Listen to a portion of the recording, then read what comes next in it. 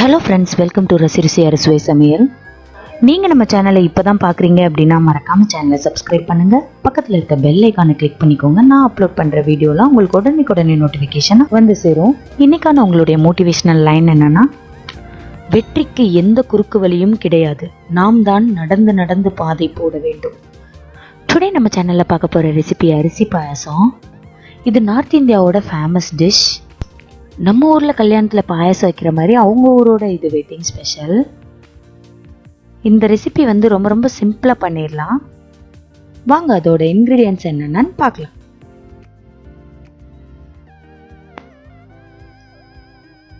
பத்து முந்திரி பருப்பை கட் பண்ணி எடுத்திருக்கேன்.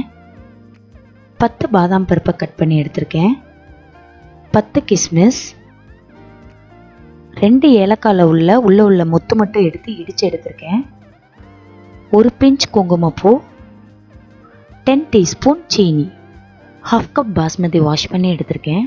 நீங்கள் பச்சரிசி இல்லை பாயில் ரைஸ் சேர்க்குறதுனாலும் சேர்த்துக்கலாம். 7 டீஸ்பூன் கீ எடுத்திருக்கேன். 1/2 லிட்டர் பால் எடுத்து வச்சுருக்கேன், காய்ச்சாத பால். 1/4 லிட்டர் போல் தண்ணி எடுத்திருக்கேன், பாலில் பாதி தண்ணி.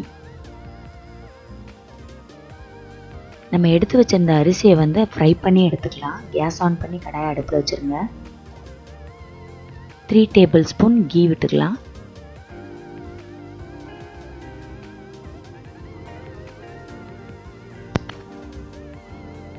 கேஸை லோ ஃப்ளேமில் வச்சுட்டு நம்ம எடுத்து வச்சிருந்த அரிசி சேர்த்து நல்லா வதக்கிக்கலாம். ஒரு 2 மினிட்ஸ் போல் இதை நல்லா வதக்கி எடுத்துக்கோங்க. இப்போ நம்ம மிக்ஸி ஜாரில் சேர்த்துட்டு அரிசியை ஒன்றும் பாதியமாக அரைச்சி எடுத்துக்கலாம்.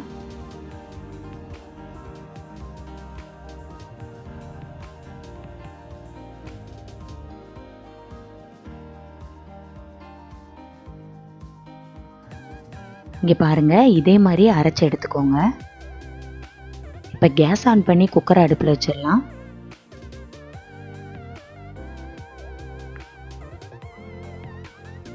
நம்ம எடுத்து வச்சிருந்த தண்ணி, நான் ஏன் தண்ணியை ஃபஸ்ட்டு சேர்க்குறேன்னா பால் அடி பிடிக்காமல் இருக்கும், அதுக்கு தான். அப்புறம் நம்ம எடுத்து வச்சிருந்த பால். இப்போ பால் நல்லா கொதிச்சு வரட்டும். நம்ம எடுத்து வச்சிருந்த அரிசியை ஆட் பண்ணிக்கலாம். அதை நல்லா கலந்து விட்டுருங்க. அது கூடவே குங்குமப்பூ,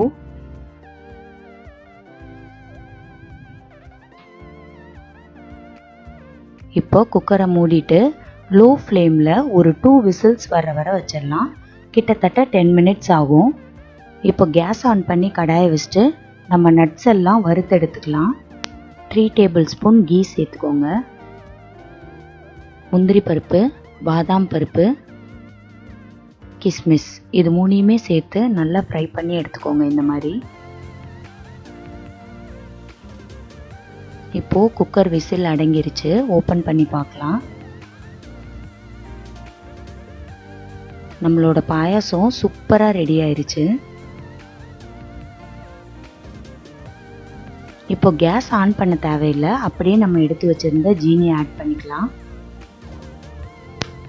இப்போ தான் 6 மாத குழந்தைக்கு முதல்ல சாப்பாடு கொடுக்க போகிறீங்கன்னா இந்த ரெசிபியை கண்டிப்பாக ட்ரை பண்ணுங்கள். நட்ஸ் மட்டும் மிக்சியில் பொடிச்சு போட்டுக்கோங்க. அது கூடவே வறுத்து வச்சிருந்த நட்ஸ்,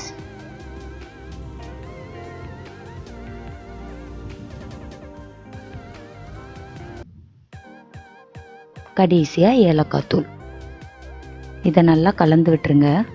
நம்ம எப்பயுமே பாயாசம் செய்யும்போது பாயாசம் கொஞ்சம் நேரம் கழித்து கெட்டியாயிரும். அதுக்கு ஒரு சின்ன டிப்ஸ் தான் இது.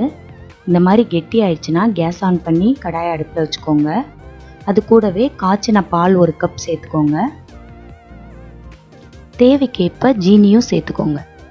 சேர்த்துட்டு இந்த மாதிரி நல்லா சூடானதும் பவுலில் சர்வ் பண்ணி கொடுத்தீங்கன்னா சூப்பராக இருக்கும். இந்த ரெசிபியை சூடாக சாப்பிடவும் நல்லாயிருக்கும். இல்லை அப்படின்னா ஃப்ரிட்ஜில் ஸ்டோர் பண்ணி வச்சுட்டு சாப்பிட்லாம். ஐஸ்கிரீம் மாதிரியே இருக்கும். இந்த ரெசிபியை கண்டிப்பாக உங்கள் வீட்டில் ட்ரை பண்ணி பார்த்துட்டு உங்களோட கமெண்ட்ஸ் என்ன அப்படின்றத எனக்கு பதிவு பண்ணுங்கள். என்னோட சேனல் ரசிங்க, நீங்களும் சமைச்சு ருசிங்க. மறக்காமல் சப்ஸ்கிரைப் பண்ணுங்கள். தேங்க்யூ.